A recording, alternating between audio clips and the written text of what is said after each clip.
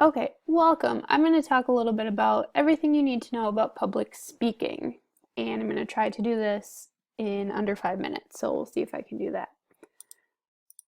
The first thing that I wanted to talk about is that there's actually a term for the fear of public speaking. It's called glossophobia. And so normally if we were in class, we would talk about why public speaking is so scary to so many people.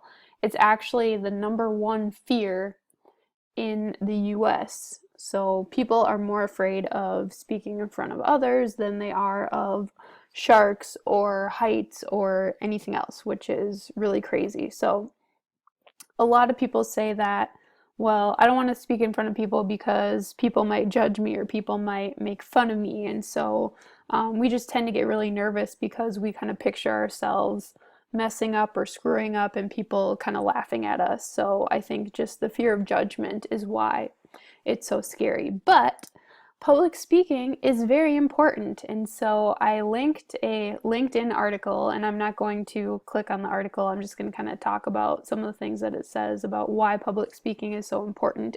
So, a couple of reasons that the article provides or gives is that public speaking really increases your self confidence. It helps you to be more comfortable around other people. It's a great way to communicate and get your message across. It's really great for job interviews. The more that you are comfortable speaking in front of other people, the more confident and probably the better job that you're going to do when you have to interview with a certain job position that you might want. And at some point in your life, you are going to have to do it. So, for those of you that think, well, I'm never going to have to speak in front of people, I mean, I don't even have to speak in front of people now for online learning because of coronavirus. But at some point in your life, you will have to do it, whether it's giving a toast at your best friend's wedding or like a sibling when one of your siblings gets married and they ask you to be the maid of honor or the best man. That's kind of something that is expected of you if you are in that position. So whether it's for that or just, even if it's at like a staff meeting at your job and you have to share in front of like a small group of people, at some point you're going to have to talk in front of other people. So it's really important to have that skill. Speaking of skills, I'm going to quick run through some of the speaking skills that we would normally talk about in class, and these are kind of some things that I'm going to be looking for when we actually do a speech or a first kind of more formal speech for online learning that we will do on Flipgrid next week. So the first thing is eye contact. Eye contact allows you obviously to make a connection with your audience, and the more direct eye contact that you make, the more effective your speech will be.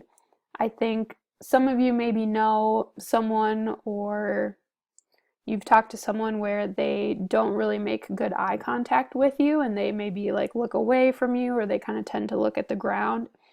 And that kind of tells you a lot about that person. It maybe shows that they're like shy or they're not super confident.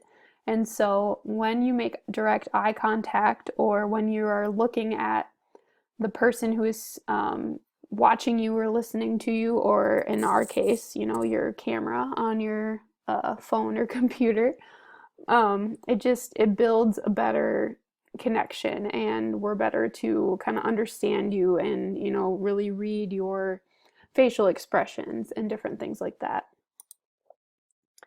Volume is another speaking skill that's really important. It's important, obviously, for your audience to be able to hear you and to understand you, so we don't want to be too quiet or too loud when we're speaking, which kind of is self-explanatory. And then finally, I wanted to talk about pace, which is the speed at which you speak. So sometimes when we're nervous and we have to talk in front of people, we tend to speak way too fast because our heart rate is up and we're just like nervous and we just want to quickly get through it and sit down and be done. So that's something that we really want to be aware of when you are practicing your speeches, is to ask yourself, okay, am I speaking too fast or am I speaking just right? Usually people don't speak too slow. That's not usually an issue, but Usually what tends to happen is sometimes we talk too fast when we're nervous, so we want to kind of keep that in mind. So I also want to share a couple of tips about how to not get nervous when you're speaking in front of people. And again, this is looks a little bit different for you guys for this quarter, obviously, because you're not actually speaking in front of the class, you're speaking in front of a camera. But a couple things to keep in mind is if you take a deep breath before you start to speak, that really lowers your heart rate, and then that helps you to speak slower and not to rush through your speech. So take a deep breath. Try to talk as if you were talking to a friend instead of a group of people. So if you can imagine just one person that you were talking to, like maybe it's one of your good friends, and so you can keep it a little bit more casual, and then we tend to not feel as nervous if we think, oh, well, I'm just talking to Kapili, or I'm just talking to Nicole or Teddy or whoever it may be. That can help you to feel a little bit more calm.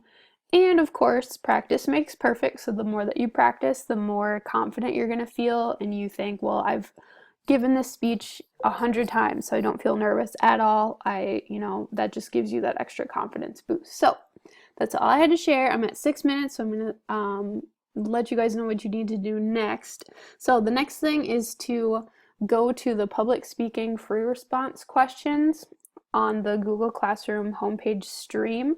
It's just 4 questions, free response. You can be honest, there's not always a right or wrong answer for some of the questions, so just do your best with that. But otherwise, thank you for listening, and we'll talk to you later.